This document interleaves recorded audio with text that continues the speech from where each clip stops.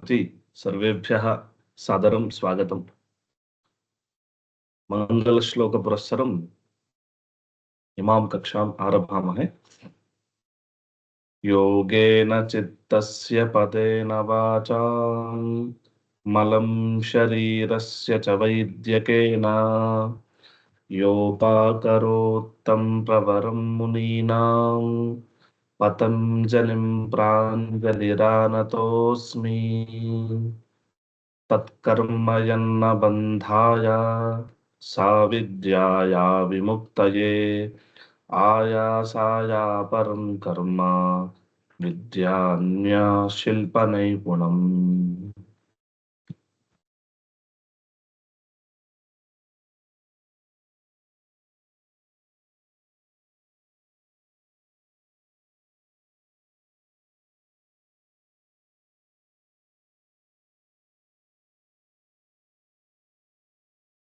दृश्यते खलु सर्वेभ्यः? आं महोदय। अस्तु, अस्तु, आरम्भं कुर्मः। आं महोदय। आम्, ह्यः यत् पाठितं तत्र प्रश्नाः सन्ति वा, संशयाः? यत् पठितम् अस्माभिः तत्र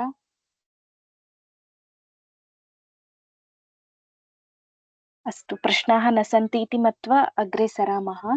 ह्यः किं जातम् इत्युक्तौ शब्दशब्देन किं विवक्षितम् इति आक्षेपः कृतः। तत्र किं सास्नलाङ्गूलककुद इत्यादि द्रव्यं शब्दशब्देन विवक्षितं वा इति चेत् तत्तु द्रव्यं शब्दशब्देन तन्न विवक्षितम् इति निराकृतम्। एवञ्च क्रियायाः अपि शब्दशब्देन ग्रहणं नास्ति इति क्रियायाः अपि निराकरणं कृतं। सा क्रिया इत्युच्यते, क्रियायाः शब्दशब्देन विवक्षा नास्ति इति निराकृतम्। इतोऽग्रे विचारः आरभ्यते। शुक्लः गौः, शुक्ला गौः इति यत्र प्रयोगः क्रियते तत्र शुक्लशब्देनापि गोः ग्रहणं भवति इत्यस्मात् शुक्लः, नीलः, कपोतः इत्यादि वर्णाः शब्दशब्देन अत्र विवक्षिताः वा इति यः गुणः, वर्णः नाम अत्र गुणः विवक्षितः, गुणः शब्दशब्देन विवक्षितो वा इति आक्षेपः क्रियते। तदेव भाष्यकारः वक्ति, यत्तर्हि तत् शुक्लः, नीलः, कपिलः, कपोतः इति सः शब्दो वा इति आक्षेपः। एतेषां शब्दशब्देन विवक्षा वर्तते वा इति चेत् अग्रे उत्तरम् उच्यते। अत्र प्रदीपः गुणः तावत् द्रव्ये एव अन्तर्भवति इति कृत्वा नेत्याः द्रव्यं नाम तत् इत्यनेनैव द्रव्यस्य यदा निराकरणं कृतं तदैव गुणस्यापि निराकरणं भवति खलु। पुनः पृथक् गुणस्य ग्रहणं कुतः इति चेत् अत्र कपोतः, नीलः, कपिलः इत्यादि शब्दैः गुणमात्रं विवक्षितं, द्रव्यत्वेन गुणः न विवक्षितः। इत्युक्तौ गुणः द्रव्ये अन्तर्भवति, परन्तु गुणस्यापि पृथक् सत्तात्वं वर्तते इति कृत्वा प्रकृते केवलं गुणमात्रत्वेन एतेषां विवक्षा वर्तते। तस्मात् एते नीलः, शुक्लः, कपिलः इत्यादयः शब्दशब्देन विवक्षितो, गौः, कपिलः इत्यादिषु शब्दशब्देन गौः इति शब्दः कपिल इत्यनेन विवक्षितो वा इति चेदुच्यते, नेत्याः गुणो नाम सः, कपिलः, कपोतः, शुक्लः इत्यादयः गुणास्तावत् शब्दशब्देन न विवक्षिताः इति निराकृतम्। पठामि, यत्तर्हि शुक्लः, नीलः, कपिलः, कपोतः इति सः शब्दः किम् इति। अतः तत्र अग्रे प्रदीपः, शुक्लः, नीलः इति द्रव्यस्य प्राक् उपन्यासात् गुणमात्राभिधायिनः अत्र शुक्लादयः द्रष्टव्याः इत्युक्तौ गुणत्वेन ये शुक्लाः वर्तन्ते शुक्लादयः ते अत्र विवक्षिताः इत्यर्थः। नेत्याः गुणो नाम सः, तेषां ते गुणाः शब्दशब्देन अत्र न विवक्षिताः इति। अवगतम्?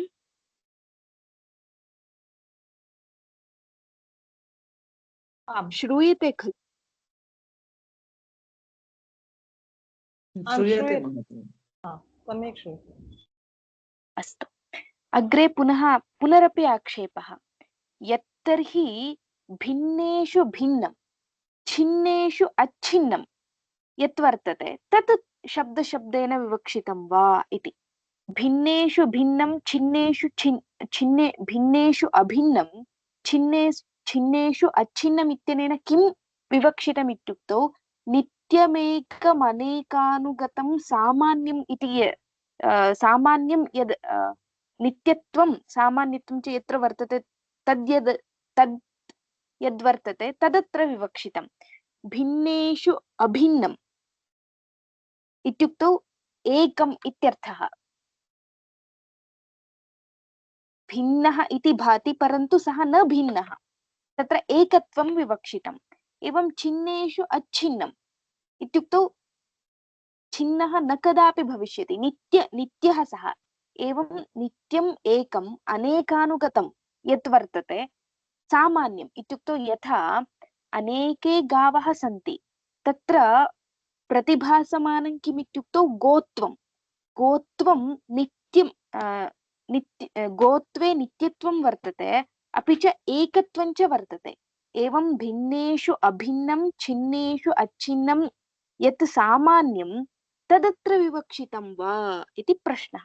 तदत्र शब्दशब्देन विवक्षितं वा इत्याक्षेपः क्रियते। तदेव उक्तं यत्तर्हि तत् इत्युक्तौ यत्तर्हि तत् सः शब्दः भिन्नेषु अभिन्नं छिन्नेषु अच्छिन्नं सामान्यभूतं सः शब्दो वा इति प्रश्नः। सः शब्दशब्देन विवक्षितो वा इति चेत् तत्र सोऽपि शब्दशब्देन न विवक्षितः इति अग्रे उच्यते। तत् अत्र सामान्यभूतः इत्यत्र भूतशब्दः कस्मिन् अर्थे प्रयुक्तः इति प्रदीपकारः वक्ति। भूतशब्दः इवार्थे उपमार्थे प्रयुक्तः इत्यर्थः। सामान्यम् इव सामान्यभूतम् इति। यथा राजभूतः इत्युक्तौ राज इव, गोभूतः गौः इव इति इवार्थे प्रकृते भूतशब्दः प्रयुक्तः इत्यर्थः। प्रदीपं पठामि। भिन्नेषु अभिन्नमिति अनेन सामान्यस्य एकत्वं कथ्यते इत्युक्तौ नित्यमेकम् अनेकानुगतं सामान्यम् इति यदस्माभिः ज्ञायते इति मन्ये पूर्वं। सामान्यं नाम किम् इत्युक्तौ अनेकेषु यत् तिष्ठति अपि च तन्नित्यं भवति, एकञ्च भवति। यथा अनेके गावः सन्ति चेत् अनेकेषु गोषु गोत्वमेकमेव, अपि च तन्नित्यं, कदापि तस्य गोत्वस्य नाशः कदापि न भवति इति कृत्वा तत् सामान्यं। तदत्र विवक्षितं वा इति प्रश्नः। अनेन सामान्यस्य एकत्वं कथ्यते। छिन्नेषु अच्छिन्नम् इत्यनेन नित्यत्वम् उच्यते। सामान्यभूतमिति सत्ताख्यां महासामान्यं गोत्वादेः सामान्यविशेषस्य उपमानम् अत्र निर्दिष्टम्। सामान्यमिव सामान्यभूतम् इत्यनेन किं विवक्षितम् इत्युक्तौ सामान्यमिव यद्वर्तते तदत्र शब्दशब्देन विवक्षितं वा इति। सामान्यभूतं भूतशब्दः उपमार्थे, यथा पितृभूतः इत्युक्तौ पिता इव इत्यर्थः। एवं सामान्यमिव या आकृतिः वर्तते इत्युक्तौ सामान्यमिव या आकृतिः सा शब्दशब्देन विवक्षितो वा इति चेत् अग्रे उच्यते नेत्याः। आकृतिः शब्दशब्देन सह छिन्नेषु अच्छिन्नं भिन्नेषु अभिन्नं यद्वर्तते सामान्यं तन्न शब्दशब्देन विवक्षितं। सा तु आकृतिः अत्र शब्दशब्देन न विवक्षिता इत्युच्यते। तदेव उक्तं नेत्याः आकृतिर्नाम सा इति। अवगतम्? आं महोदय। तर्हि इदानीं पुनरपि प्रश्नः। द्रव्यं शब्दशब्देन न विवक्षितं, क्रियायाः शब्दशब्देन विवक्षा नास्ति, एवं गुणस्य शब्दशब्देन विवक्षा नास्ति, आकृतेश्च शब्दशब्देन विवक्षा नास्ति। एतेषां सर्वेषामपि शब्दशब्देन विवक्षा नास्ति चेत् कः तर्हि शब्दः? भवद्भिः किम् अभीप्सितं शब्दशब्देन इति इदानीं प्रश्नः, कस्तर्हि शब्दः इति। द्रव्यादिषु निरस्तेषु पृच्छति कः शब्दः इति प्रदीपकारः वक्ति। द्रव्यं गुणः क्रिया इत्यादयः यदि न शब्दाः तर्हि शब्दशब्देन किम् अभीप्सितं भवद्भिः इति आक्षेपकारः आक्षिपति, भाष्ये आक्षिपति। तदा समाधानं दीयते, येन उच्चारितेन खुर इत्येतेषां सम्प्रत्ययः भवति। सम्प्रत्ययः इत्युक्तौ ज्ञानम् इत्यर्थः। एवं येन उच्चारितेन सास्नलाङ्गूल ककुद कुर विषाणिनां सम्प्रत्ययः भवति, सः शब्दशब्देन अत्र अस्माभिः विवक्षितः इत्यर्थः। इत्युक्तौ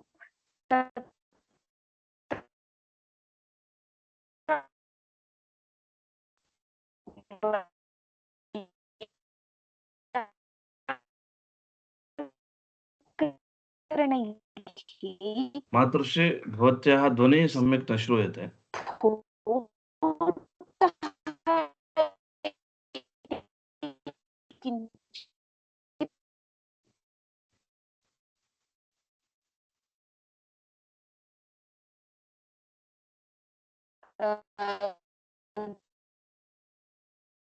भवत्याः ध्वनिः सम्यक् न श्रूयते। हरि ओम्। यः यः वर्तते सः शक्यते वा?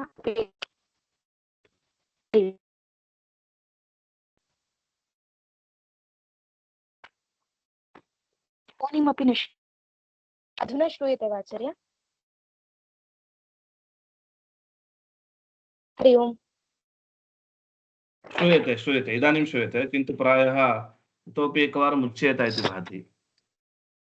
कुतः वक्तव्यम्?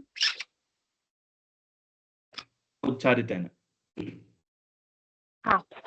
येन उच्चारितेन इत्युक्तौ गौः इति पदस्य उच्चारणे सति सास्नलाङ्गूल ककुद खुर विषाणिनां सम्प्रत्ययः ज्ञानं भवति इति कृत्वा गौः इति या ध्वनिः स्फोटः वर्तते, स्फोटः अस्माभिः शब्दशब्देन विवक्षितः इत्यर्थः। स्फोटः नाम कः इत्युक्तौ ध्वनिना अभिव्यङ्ग्यः अर्थस्य अभिव्यञ्जकः यः वर्तते सः स्फोटः इति अस्माकं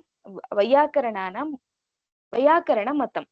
सः स्फोटः अस्माभिः शब्दशब्देन विवक्षितः इति उत्तरितम्। इदानीं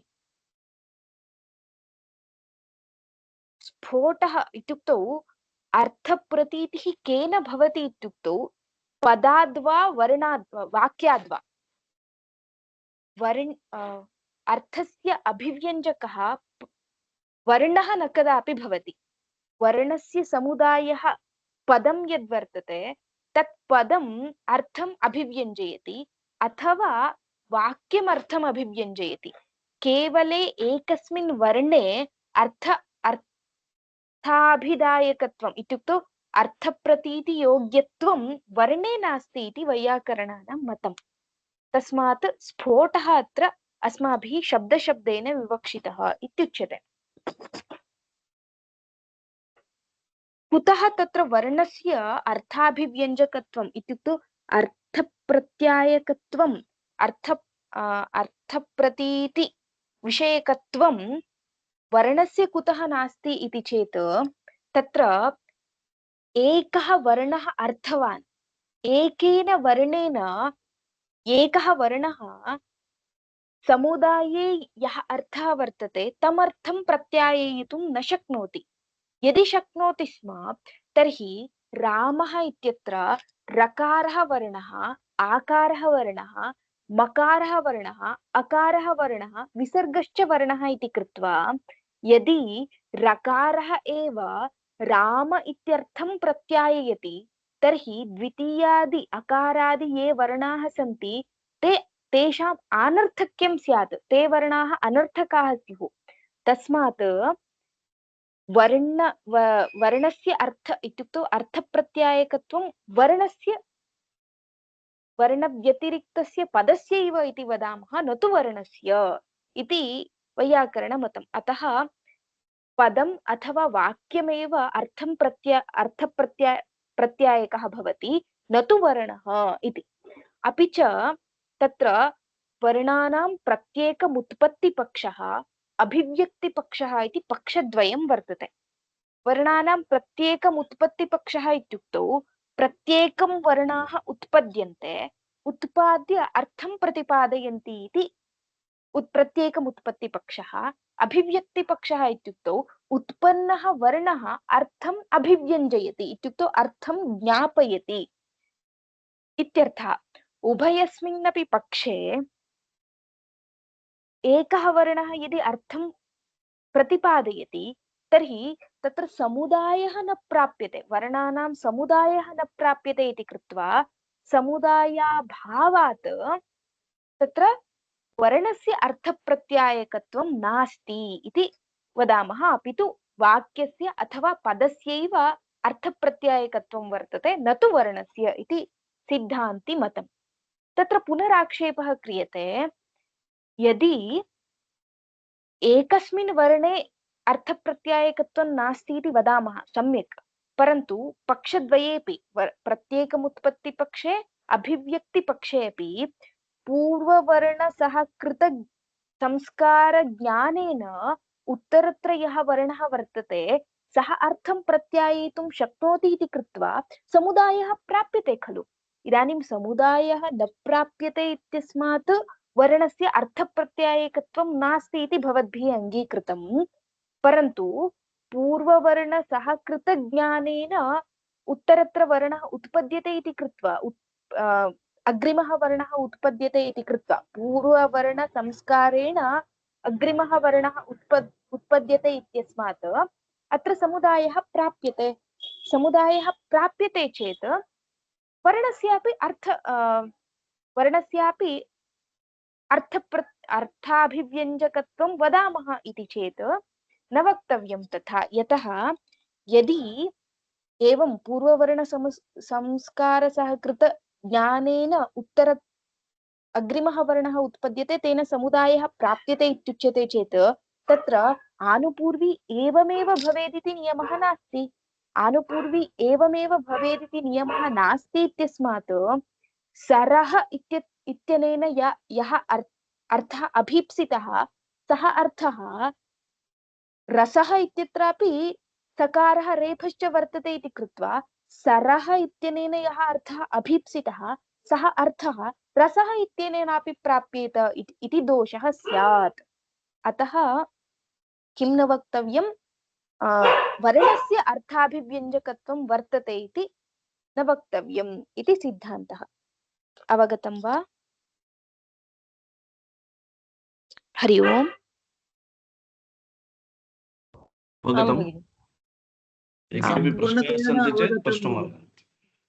सम्पूर्णतया न अवगतं मया तु, परन्तु पुनः ध्वनिमुद्रणं श्रुत्वा यदि प्रश्नः अस्ति चेत् अहं प्रेषयिष्यामि। इदानीं तु ईषदिव अवगतं वा? यदि प्रश्नाः सन्ति तर्हि भवितुम् अस्तु अस्तु, इदानीं तु न। अस्तु, एकवारं पठामि। भाष्यं प्रदीपं च पठामि। भाष्यं येन उच्चारितेन सास्नलाङ्गूलककुदखुरविषाणिनां सम्प्रत्ययः इत्यस्य ज्ञानम् इत्यर्थः सम्प्रत्ययः भवति सः शब्दः इति कस्तर्हि शब्दः इत्यस्य उत्तरम् उक्तम्। उत्तरमाह येन उच्चारितेन इति प्रदीपः। वैयाकरणाः वर्णव्यतिरिक्तस्य पदस्य वाक्यस्य वा वाचकत्वम् इच्छन्ति। अर्थवाचकत्वं कस्य इच्छन्ति वैयाकरणाः इत्युक्तौ पदस्य अथवा वाक्यस्य वा अर्थाभिव्यञ्जकत्वम् इच्छन्ति। वर्णानां प्रत्येकं वाचकत्वे द्वितीयादिवर्णोच्चारण आनर्थक्यप्रसङ्गात्। कुतः वर्णस्य अर्थप्रत्यायकत्वं वर्णस्य वाचकत्वं न इच्छन्ति इत्युक्तौ वर्णानां यदि प्रत्येकं वाचकः इत्युक्तौ सम्पूर्णशब्दात् यः अर्थः अभिव्यज्यते तमर्थं यदि वर्णः एकः वर्णः वदति एकेनैव वर्णेन यदि सः अर्थः प्रतीयेत तर्हि द्वितीयादिवर्णानाम् आनर्थक्यप्रसङ्गः स्यात्। तस्मात् वर्णानाम् अर्थाभिव्यञ्जकत्वं नोच्यते।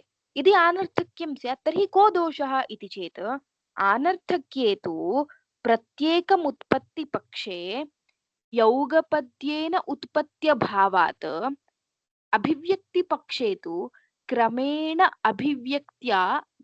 अभिव्यक्तिर्भवति इत्यस्मात् समुदायः न प्राप्यते।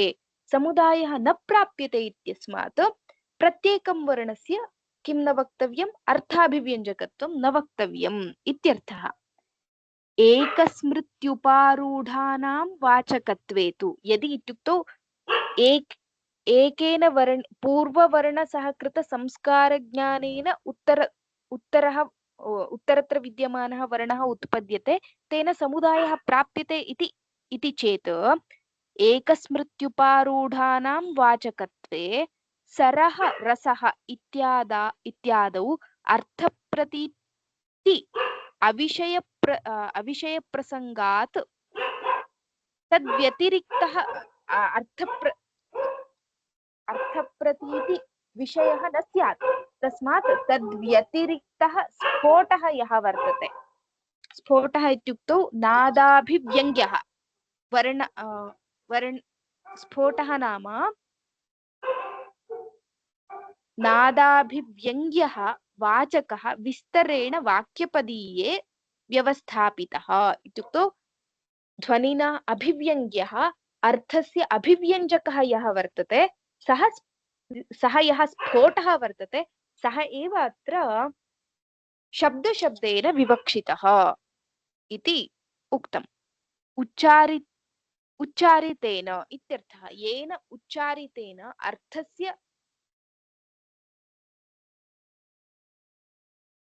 अर्थस्य प्रत्ययः भवति ज्ञानं भवति सः शब्दः अत्र सः स्फोटः शब्दशब्देन विवक्षितः इत्युक्तम्। अवगतं? पङ्क्त्यर्थः अवगतः खलु? अवगतं महोदय। अस्तु। अपि च समाधानान्तरमपि दीयते इत्युक्तौ अस्तु स्फोटः शब्दशब्देन विवक्षितः अपि च ध्वनिः यः वर्तते सः सोऽपि शब्दशब्देन विवक्षितः इति। यथा श्रोत्रेन्द्रियेण यदस्माभिः गौः इति प्रयोगे सति श्रोत्रेन्द्रियेण यदस्माभिः गृह्यते खलु ध्वनिः सः ध्वनिरपि शब्दशब्देन अत्र विवक्षितः इति। कथमिति चेत् उदाहरणार्थं शब्दं मा कुरु शब्दं मा कार्षीः शब्दकारी अयं माणवकः इत्यादौ शब्दः इत्यनेन यः ध्वनिः गृह्यमाणः खलु सः ध्वनिः शब्दशब्देन विवक्षितः इत्याशयः। इत्युक्तौ लोके ध्वनिः इत्यनेन यः उच्यते शब्दः श्रवणेन्द्रियग्राह्यः सः अत्र शब्दशब्देन विवक्षितः इत्यर्थः। तदेव उक्तं पश्यन्तु। अथवा प्रतीतपदार्थकः लोके ध्वनिः शब्दः उच्यते तद्यथा शब्दं कुरु शब्दं मा कार्षीः शब्दकारी अयं माणवकः इति ध्वनिं कुर्वन् उच्यते।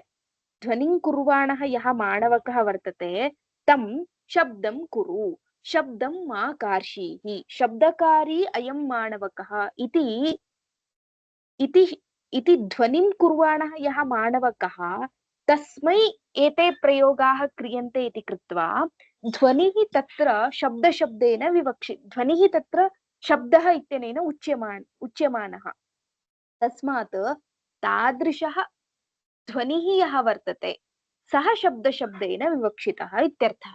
एवं कस्तर्हि शब्दः इत्युक्तौ ध्वनिना अभिव्यङ्ग्यः अर्थस्य अभिव्यञ्जकः यः स्फोटः वर्तते सः शब्दशब्देन विवक्षितः अथवा लोके ध्वनिः इत्यनेन यः प्रयुज्यते शब्दः ध्वनिः इत्यस्मिन् अर्थे इत्येतदर्थकः यः शब्दः वर्तते सः शब्दशब्देन विवक्षितः इत्यर्थः। तत्र प्रदीपकाराणाम् अत्र भाष्ये यः प्रयोगः वर्तते तत्र प्रयोगस्य उपरि कश्चन आक्षेपः कृतः। तत्र ध्वनिं कुर्वन् एवमुच्यते इत्युक्तं खलु। कुर्वन् इत्यत्र इति शत्रन्तं रूपं शत्रुप्रत्ययः कदा विधीयते इत्युक्तौ वर्तमानार्थे शत्रुप्रत्ययः विधीयते। लटशत्रुशान च वप्रथमा समानाधिकरणे इत्यनेन लटः यः अर्थः तस्मिन् अर्थे लट्लकारस्य यः अर्थः तस्मिन् अर्थे शब्दशब्दः तस्मिन् अर्थे शत्रुप्रत्ययः प्रयुज्यते। एवं तर्हि शत्रुप्रत्ययस्य कः अर्थः इत्युक्तौ वर्तमानकालः अर्थः। वर्तमानकालः अर्थः इत्यस्मात् शब्दं कुर्वन् इति प्रयोगः वर्तमानकाले वर्तते। शब्दं कुर्वन् माणवकः एवमुच्यते इति कथनकाले शब्दं कुरु शब्दं कुरु इति तावत् भविष्यत्कालीनः प्रयोगः। एवं मा शब्दं कार्षीः इति भूतकालीनः प्रयोगः। शब्दकारी अयं माणवकः इति वर्तमानकालीनः प्रयोगः। शब्दकारी अयं माणवकः इत्यनेन संगच्छते, परन्तु शब्दं कुरु मा शब्दं कार्षीः इत्येतत् शब्दं कुर्वन् इति वाक्येन सह कथं सम्बध्यते इत्युक्तौ कालभेदः वर्तते खलु। शब्दं कुरु इति तावत् भविष्यत्कालीनः प्रयोगः, शब्दकारी अयं माणवकः इति तावत् मा शब्दं कार्षीः इति भूतकालीनः प्रयोगः, शब्दं कुरु इति भविष्यत्कालीनः प्रयोगः इति कृत्वा शब्दं कुर्वन् शब्दं कुरु शब्दं कुर्वन् माणवकः शब्दं कुरु इति कथम् उपपद्यते। वाक्ययोः सम्बन्धः कथं प्रतीयते, वाक्ययोर्मध्ये सम्बन्धः नास्ति खलु इति चेत् उच्यते तत्र प्रदीपकारैः कदाचित् कश्चन बालः किञ्चित् ध्वनिं कुर्वन् वर्तते। सः ध्वनिं कुर्वन् वर्तते इत्यस्मात् सः शब्दः श्रोतुम् इष्टः। कुर्वन् वर्तते चेदपि इतोपि श्रोतुम् इच्छया शब्दं कुरु इत्युक्तौ कुर्वन्नेव भवतु इत्यस्मिन् अर्थे शब्दं कुरु इति भविष्यत्काले विधिः क्रियते इति कृत्वा, इत्युक्तौ अग्रेपि शब्दं कुरु इति भविष्यत्काले प्रयोगः लोके श्रूयते इति कृत्वा अयं प्रयोगः न दुष्टः। एवं कश्चन बालः इतोपि शब्दं न कुर्वन् अस्ति, परन्तु अग्रे कुर्यात् इति मत्वा सः शब्दः श्रोतुं नेष्टः इति कृत्वा शब्दं मा कार्षीः इति पूर्वमेव निषेधः क्रियते। अतः अयमपि प्रयोगः इष्टः एव, तत्र दोषः नास्ति इति प्रदीपकाराः वदन्ति। पठामि एकवारं भाष्यं प्रदीपञ्च। अथवा प्रतीतपदार्थकः लोके ध्वनिः शब्दः इत्युच्यते। प्रतीतपदार्थकः ध्वनिः यः वर्तते सः शब्दः इत्युच्यते। तद्यथा शब्दं कुरु मा शब्दं कार्षीः शब्दकारी अयं माणवकः इति ध्वनिं कुर्वन् एव मुच्यते। तस्मात् ध्वनिः अत्र शब्दशब्देन विवक्षितः इति। प्रदीपः अथवा इति अन्यत्र ध्वनिस्फोटयोर्भेदस्य व्यवस्थापितत्वात्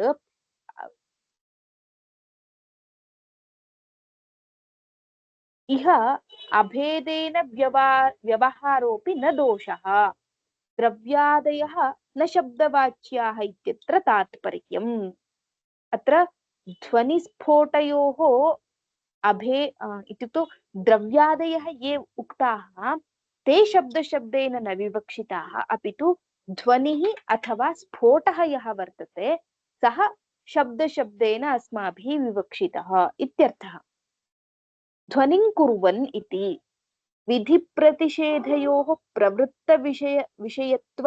विषयत्वात् कथमस्य त्रिभिः सम्बन्धः इत्युक्तौ ध्वनिं कुर्वन् इत्यस्य त्रिभिः शब्दं कुरु, शब्दं मा कार्षीः, शब्दकारी अयं माणवकः इति त्रिभिः शब्दं कुर्वन् इति कालिकप्रयोगस्य सम्बन्धः कथम् इति चेत् उच्यते शब्दं कुर्वन्नपि शब्दं कुरु इत्युच्यते विरामाकाङ्क्षायां तन्निवृत्तये इत्युक्तौ अयं विरमेत शब्दं कुर्वाणः यः बालकः सः अत्र विरामं प्राप्नुयात् इति मत्वा पूर्वमेव प्रयोगः क्रियते शब्दं कुरु इति। एवमेव तथा अनभिमत शब्दश्रवणोद्विजितेन उच्यते मा शब्दं कार्षीः इत्युक्तौ अग्रे क्रियमाणः शब्दः अनभिमतः इत्युक्तौ श्रोतुं नेष्टः इति कृत्वा पूर्वमेव निषेधः क्रियते मा शब्दं कार्षीः इति। एवं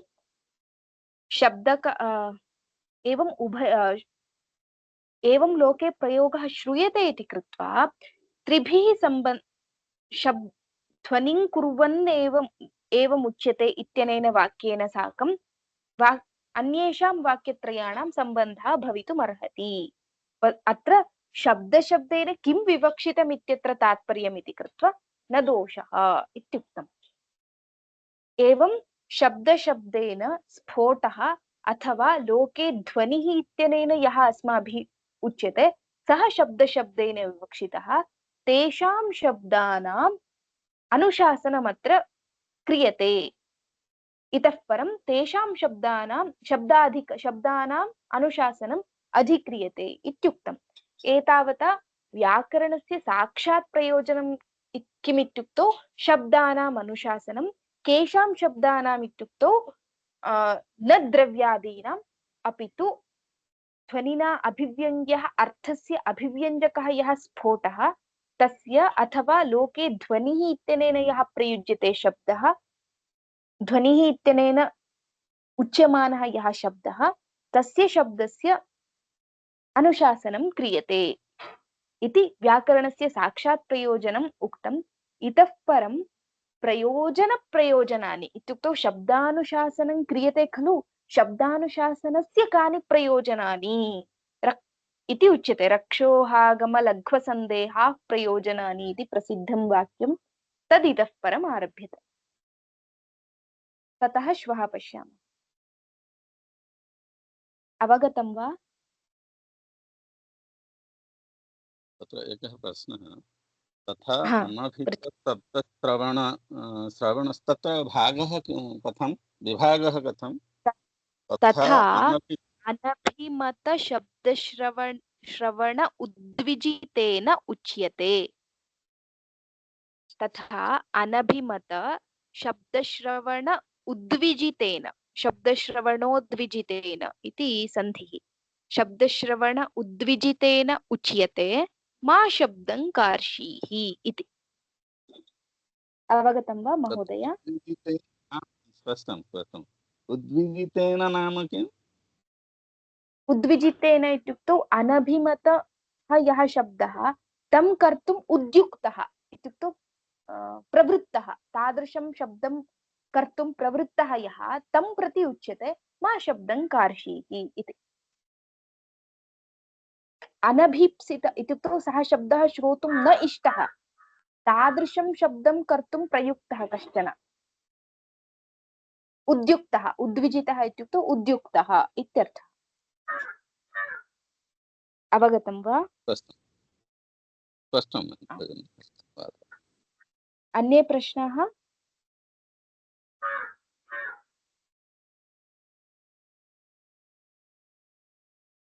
प्रायः सर्वैः ज्ञातम् इति भावयामः। कक्षा सरणिः इमाः सर्वेषां प्रयोजनाय भवेत् इति धिया एव आरब्धं। तद्वदेव अनुवर्तयन्तः वयं स्मः।